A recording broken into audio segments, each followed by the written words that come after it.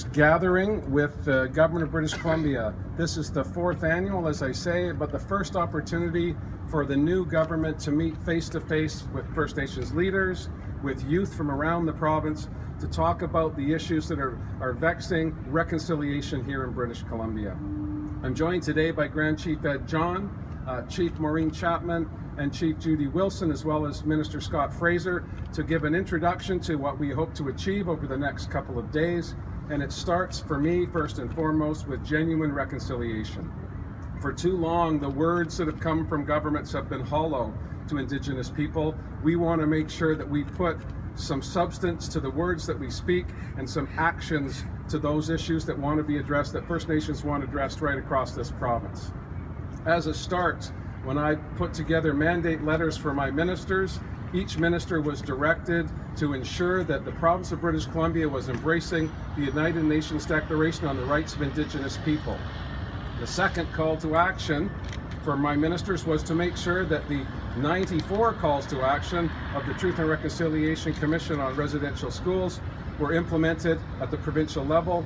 And lastly, we want to ensure that once and for all, certainty in British Columbia with respect to rights and title has been established by the courts. It's time for government to establish relationships with First Nations, looking at the Silcoteen decision and previous Supreme Court decisions so that we can all move forward together. Shared prosperity is our objective today, and I'm very delighted to be here as the leader of a new government that wants to work side by side with Indigenous peoples, and to be joined by these 3 prominent individuals today and hundreds inside this convention center for the next 2 days is going to be inspiring for all of us, and I believe will lead all British Columbians onto a path of prosperity. And with that, I'd like to introduce Grand Chief Ed John, who will say a few words.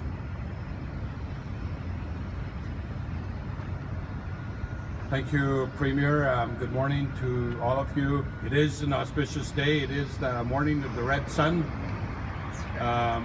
We begin these 2 days knowing that we have a new government that has committed to, in a very extensive way, by issuing the mandate letters that the Premier issued to his cabinet ministers, setting out a new direction for Crown Indigenous relations, one based on the recognition of Indigenous people's rights, Aboriginal title, Aboriginal rights, treaty rights, and the implementation of those rights, not one based on denial or forcing us into the courts. So these 2 days, I really welcome the fact that all of the caucus members are here as well, from your party, as well as representatives from the other parties, from the Green and from the Liberal Party, assuming that they've accepted your invitation. But it is, our chiefs are excited here in this province at this point that we've waited for a long time for the stars to align federally and provincially, and we are there at this point. And it's taken us a very long time to get to this one moment in our history, but we've been at moments like this in the past, only to be denied, and we don't expect that this will happen either at the federal level or the provincial level. But I've been here once before and twice before and 3 times before, so I look forward to working relationship with this new government, and certainly welcome the opportunity. I'm here with my colleagues as the Premier introduced them. I want to acknowledge that we are on the unceded territory of the Squamish and Tsleil-Waututh and the Musqueam peoples, and to say thank you to their hospitality. So with that, I'd like to introduce Minister Scott Frazier.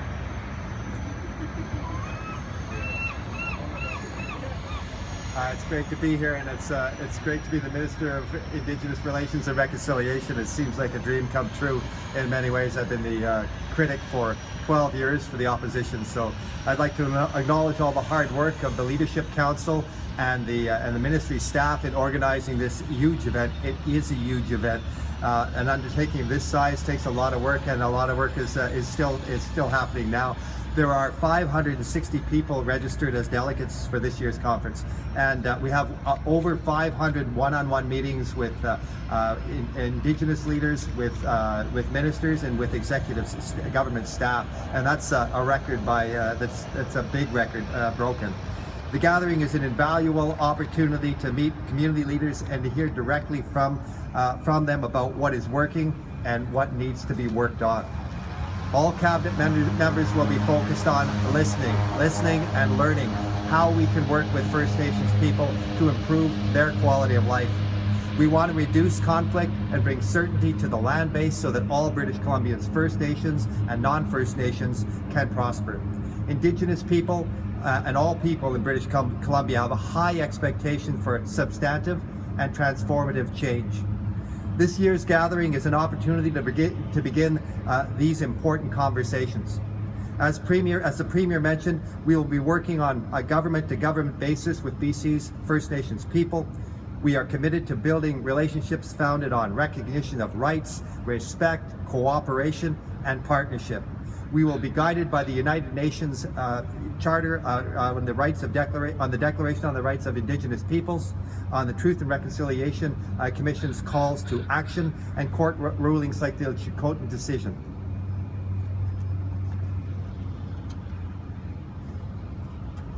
These are very big pieces of work, and we know we need to work to build a vision on the path forward. First Nations continue to tell government at all levels that they must be part of the process from day one.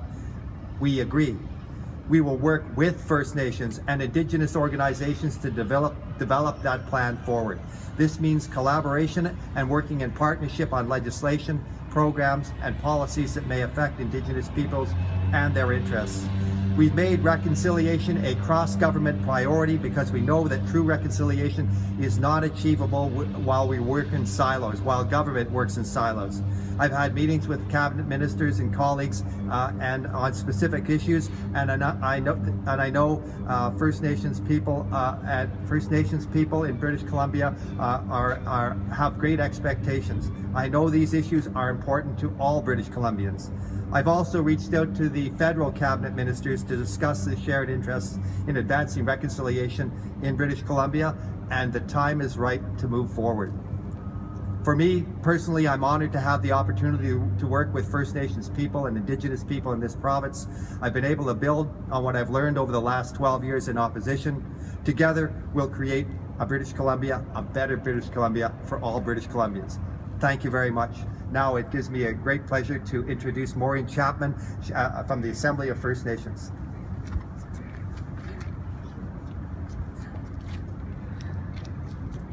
Good morning, everyone. It's my great pleasure to be here. First of all, I need to acknowledge our Creator and thank you for the blessing of this beautiful day that you've provided.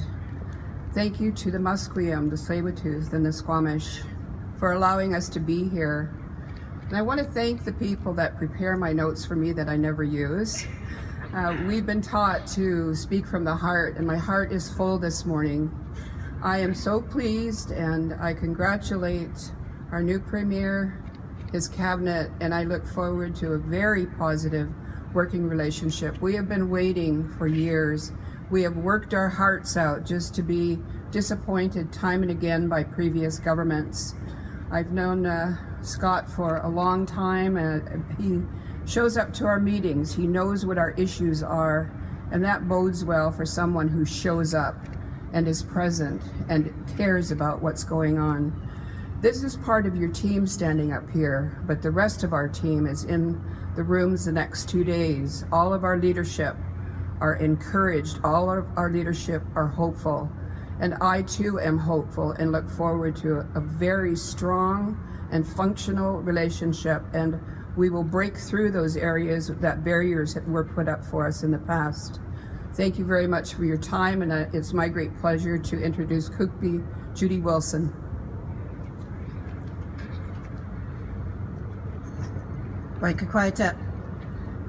So the message today is there is a willing partner in government, but without having the First Nations at the table and recognition of our title and rights, we cannot have that certainty that is being spoken of today. There has to be that understanding and recognition of title and rights in British Columbia, because the Indigenous people hold the underlying title. It isn't Crown that holds the underlying title. And for that to happen, the colonial constructs of the treaty processes, the one-way agreements, and also the other processes that are used, specific claims, comprehensive claims, have to change. Because at the highest courts in the world, United Nations, they had discriminatory report on Canada. So there is a lot of work we have to do in British Columbia, and there's a lot of work we have to do in Canada to change that path. Because there's no way in this country that our children continue to be discriminated. A tribunal decision, when it's made, should be upheld. When a federal court makes a decision, such as the Chilcotin on declaration of title, that should be implemented without question. We should not have our governments holding at bay those decisions. For the First Nations, there's been over 150 court cases with favorable wins that have not been implemented yet. And also the work on the United Nations Declaration of the Rights of Indigenous People has to be the cornerstone to change that relationship. So it is with welcoming arms we say, yes, we want it implemented in Canada and in BC, in every facet of government, in every facet of local level government, and in our classrooms, and in our society. But to do that change, it has to be removing all those colonial legislation, the policies and constructs to make that substantive change. And the First Nations need to be, the Indigenous people need to be at the table to do that. I was really disappointed with the wildfire situation. We had a wildfire ad hoc federal provincial committee that met. But you know, the First Nations aren't at the table, and they need to be at that table to make that substantive change. The message yesterday was they know the land, they have Indigenous knowledge, they have a lot of knowledge to be at the table, but they're not. So until I see them at the table, until I see them making part of the government and part of those changes, then I will start believing there is a path that we can walk on together. But this government and the Canadian government and all of our Indigenous governments and nations, we need to make that change together. And that's what I'm hearing here on the ground from many of our Indigenous and First Nation representatives that are here today. They want to change, but they want to be at that table to make that change. Not participating at a low level, not participating in a consultation way. They said get rid of the consultation. It's consent time now. Just like the United Nations Declaration of Rights of Indigenous People talk about consent, and just the same way domestically in Chilcotin they talk about consent. That's what we want to see on the ground, and that's going to change the way the government works with us, that's going to change the way industry works with us, and that's going to change the way a nation-to-nation approach will work with the federal government. The federal government has to be at the table, and they have to make that commitment. It has to be more than just 10 principles outlining as a guide. It has to be on the ground with our people right at the table. So I'd like to say any of those substantive changes and certainty that BC is looking for, it has to be with the Indigenous people, but not just at the sidelines. It has to be definitely, most definitely, right in the internal key boardrooms, key tables, and the part of the decision makers, because we hold the underlying title for the land, and that's why we have to be at the table, not because of any other international laws or federal or legislation or mandate. It is because we are the title holders and the right holders of the land. Cooksjam. Okay, we're going to open it up to questions for the Premier here. First one is Jordan. Sure, actually, question first for, thank you, Chief John. Sorry, Premier. Or actually, Maureen or Judy can jump in as well if they'd like. But you've mentioned optimism, but you also have said, I mean, very rightly, that we've been here before, we've heard all the same language, and it's been disappointment after disappointment if we look at precedent. What gives you actual confidence that this time will be any different than the multiple disappointments in the past? Well, it's confidence and skepticism. They're always side by side. So Chief Wilson says, we need to see the actions. It is a time of optimism. We can always hold our heads and say that the glass is half empty. I always come to the table with each and every government that I've been involved with has been one based on optimism. Our elders in my nations have told us, we put you as leaders because somebody has to speak on our behalf, and that's our responsibility. No matter who forms government, we need to talk to the governments and to press our issue forward. I say I'm optimistic because we have not had a national government or a provincial government say, you do have underlying legal rights to your territories, to the lands, to the territories and resources, and that we need to engage on the basis of not simply consultation with our people and government does what it wants. We've seen that all too often. As the Supreme Court has said, as early as in the Haida case, this Haida Supreme Court decision, and with the latest Chilcotin decision, that where there's to be development in Indigenous people's territory, it's best to talk to them and to obtain their consent. Otherwise, you're running the risk of court challenges and political challenges.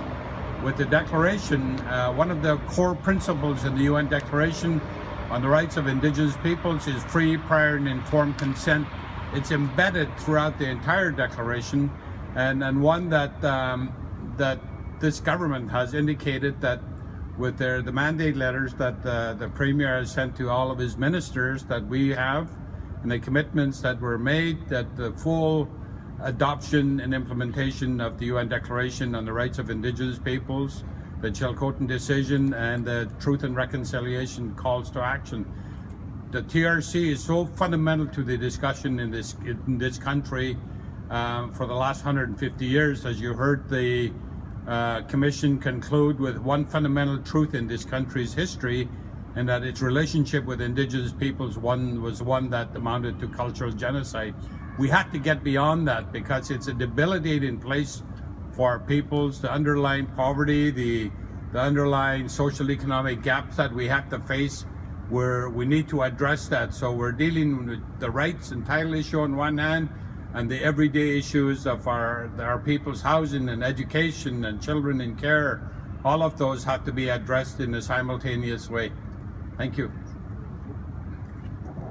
I think the question was why are we optimistic, and the other part of it is why I'm not. I think the one question is to change things. Our people will be at the tables on any issues with open pen fish farms. Our people will be at the tables on the wildfires. Our people will be at the table on more than just programs and service issues. Even though they're very important, we have to be at the table, especially anything to do with our land and any of our Indigenous rights on the land. And certainly free, prior, informed consent has got to be the central cornerstone in building that. And the optimistic part is we have a willing government, but we need to break down those colonial constructs and have a true conversation with the Indigenous right holders of our lands, which is our nations. Thanks, Judy, and thanks, Grand Chief. I'll just add to that. My optimism flows from the 560 people who are registered here to engage with a new government. And as Grand Chief Ed John said, there have been points in our history over the past 40 years where progress appeared to be made, and then again, as I said, hollow words replaced that progress. And I have great respect for Chief Wilson's view that we need to demonstrate with tangible actions, not just words and gatherings. And as important as it is for us to come together for these 2 days to hear directly from leaders, from youth, from people across the province, when we leave here, we have to leave in harmony together, committed to improving the lives of Indigenous people, improving the lives of all British Columbians. And quite often the debate, the discussion around Indigenous rights comes to land and land use, critically important. But there are so many other issues. Children in care. The opioid crisis has a disproportionate impact on Indigenous people. The fire situation, which was touched upon, we need to use the information and the knowledge of millennia on these lands to understand how we can better manage them in a climate change environment. There's so much we can do together if we put away the past colonial interests that were touched upon by the comments from the chiefs and work together as partners. I'm committed to doing that. I'm hopeful the federal government is as well, and I know the Indigenous leaders that are here today are. And Premier, just quickly, the revenue sharing was a long time push for of the previous government by First Nations people, mostly on deaf ears. To what extent are you willing to acknowledge that demand of revenue sharing agreements? Well, it's going to be part and parcel of the 500 some meetings that we have scheduled over the next 2 days, and more importantly, over how we are going to work together, Indigenous leaders, Indigenous communities, First Nations, government to government, on how we can share the abundance that we are all blessed to have in this beautiful province. But when we have impacts on that abundance, as we had with the worst fire season in our recorded history, that's an opportunity again to work together on how do we create opportunity from this tragedy. And the best way to do that, I visited the Ashcroft First Nation, where 12 homes were lost out of 32 on reserve. That's an enormous impact on that community, and we need to work with Ashcroft and other nations in the interior. Chief Joe Alphonse and I have been back and forth on the impacts on his community in the Chilcotin. So there's work that we need to do together, and the opportunity is there for revenue sharing and a whole range of other issues, but it starts by genuine respect. I'm hopeful that I can bring that to the discussion, and the optimism that we feel this morning will not just be this week, but next week, next month, and next year. Okay, we do need to get to the hall in a few minutes for the welcoming ceremony, so there's only time for one more question. Is there anyone, or are we good? Looks like everyone's great. Good. Thanks very much. Okay, thank you.